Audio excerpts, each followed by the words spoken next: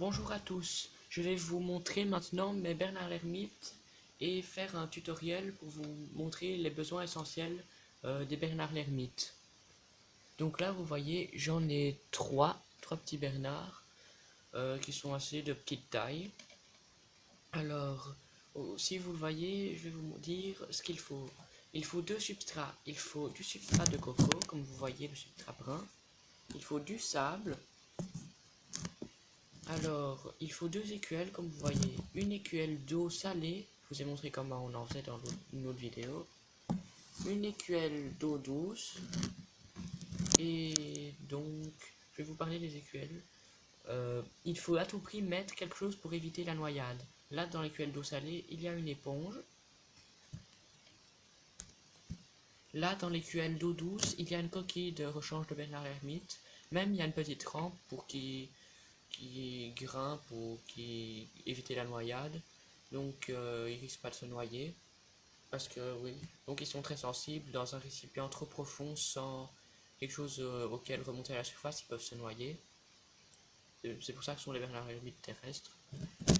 Donc l'eau douce, vous pourrez la faire, enfin l'eau froide plutôt, vous pourrez la faire soit avec de l'eau cristalline, soit vous pouvez prendre, il y a des petites boîtes spéciales pour faire un conditionneur d'eau pour eau potable pour bernard l'ermite. Alors ils ont une grotte comme vous le voyez. Une grotte est impérative pour qu'ils se cachent quand il y a trop de chaleur. Si vous le voyez, ils ont une lampe chauffante. Cette lampe chauffante a des UV spéciaux pour leur carapace. C'est très bon pour la carapace de tout ce qui est tortue, crustacés et même c'est très bon pour les lézards et tout ça. Alors, ce qu'ils ont d'autre, c'est plein de coquilles de rechange. Ils ont aussi une petite gamelle avec leur nourriture. Ça, ce sont des pastilles pour crustacés. Ils vendent aussi de la nourriture spécialisée pour bernard l'ermite, des cacahuètes, des fruits séchés. On peut très bien leur donner de la carotte, de la banane, de la pomme, des salades, même du poisson. Et les seules choses qu'il faut éviter de leur donner, ce sont quand même les agrumes qu'ils détestent. Et surtout, pour leur donner, si c'est des légumes ou des fruits, ça doit être bio. Quand ils sont adultes, ils peuvent même manger des proies vivantes comme des insectes, mais c'est préférable de leur donner de la nourriture pour bernard l'ermite, car ils ont été habitués à manger ça. Donc, en plus, là, ils cohabitent avec des petits grillons, et il n'y a eu jamais aucun problème. Comme là où je les avais trouvés à l'animalerie, il y avait des grillons dans leur enclos, enfin dans leur terrarium. Alors, je vais vous parler maintenant. Donc, oui, si vous voyez mon bernard l'ermite là, il boit. Vous le voyez, il est sur son éponge. Et donc, l'éponge, elle ne sert pas qu'à éviter la noyade, mais à retenir l'eau. Le bernard l'ermite va boire sur l'éponge, donc il va absorber l'eau contenue dans l'éponge. C'est très bon pour eux. Et l'eau salée, donc, elle va endurcir leur carapace et pour les préparer à leur mue. Car il faut le savoir, il faut prévoir un petit terrarium en plastique comme ça pour la mue. Quand vous voyez que votre bernard l'ermite va muer, c'est qu'il fait beaucoup de provisions. Il boit beaucoup, il fait beaucoup de réserves de nourriture, d'eau salée, d'eau froide. Donc il est beaucoup plus en activité et puis il s'enterre. Normalement, il ne faut jamais déterrer un bernard l'ermite quand il mue, mais si vous le laissez longtemps et que vous voyez que les autres bernard l'ermite viennent le manger, parce que quand il mue, il diffuse une odeur qui attire les autres et qui veulent le manger. Donc il faut prévoir un tout petit terrarium en plastique, une petite boîte en plastique, avec bien sûr du substrat de la noix de coco, du sable et bien sûr deux petites gamelles, une d'eau froide et une d'eau de mer. Et aussi de la nourriture, donc pour la mule, il leur faut quand même un petit terrarium séparé des autres pour éviter le cannibalisme. Et aussi bien sûr des coquilles de rechange de différentes tailles. Ce qu'ils aiment aussi se faire, c'est échanger leurs coquilles.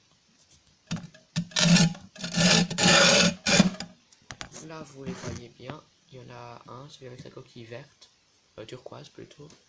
La fibre de coco ne sert pas qu'à s'enterrer, elle sert aussi comme nourriture, ils aiment bien aussi en manger des fois et absorber l'humidité. Il faut absolument un vaporisateur pour vaporiser le substrat, le sable et le fibre de noix de coco, même le terrarium. Il faut vaporiser avec donc, un pulvérisateur comme ça. Et donc il faut garder une humidité quand même. Il faut pas que tout soit sec comme vous voyez la lampe chauffante. Parce que c'est quand même ils viennent souvent à l'état sauvage, ils vont boire à la mer. Alors ils vivent quand même dans les forêts tropicales et c'est assez humide. Donc je vous ai dit tout ce qu'il fallait plus ou moins. Donc il y a aussi quelque chose, il y a les coquilles d'œufs. Donc les coquilles d'œufs sont très nourrissantes et aussi très bonnes pour leur mue. Les coquilles d'œufs, donc on les conseille d'en mettre régulièrement dans leur gamelle. On conseille aussi beaucoup de fruits comme des bananes ou des pommes, même des poires. Attention, il faut que ce soit bio. Ils adorent aussi les carottes.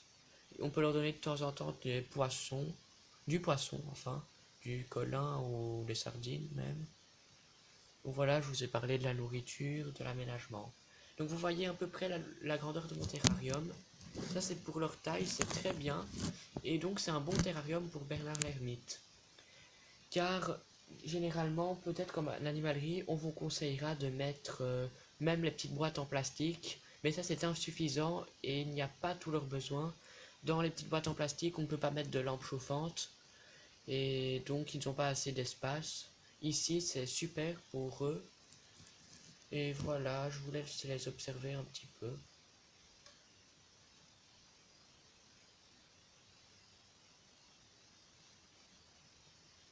Ce qu'il ne faut jamais faire aussi, ce qu'il faut jamais faire, c'est prendre des plantes du jardin comme de la mousse pour leur donner. Il ne faut jamais faire ça, parce que ça peut contenir beaucoup de pesticides. Donc ne jamais prendre, toujours prendre du bio du magasin comme légumes et fruits.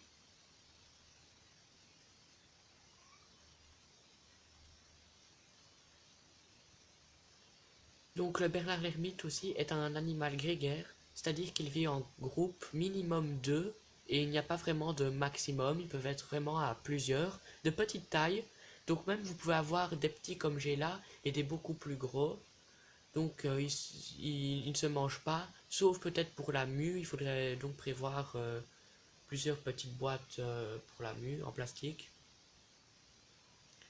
Donc la lampe chauffante, elle n'est pas obligatoire, mais elle est très bonne pour eux, sinon. Alors, merci d'avoir regardé cette vidéo et j'espère qu'elle vous aura plu et donné des informations suffisantes pour un terrarium pour Bernard l'ermite. Et donc, au revoir et merci d'avoir regardé la vidéo.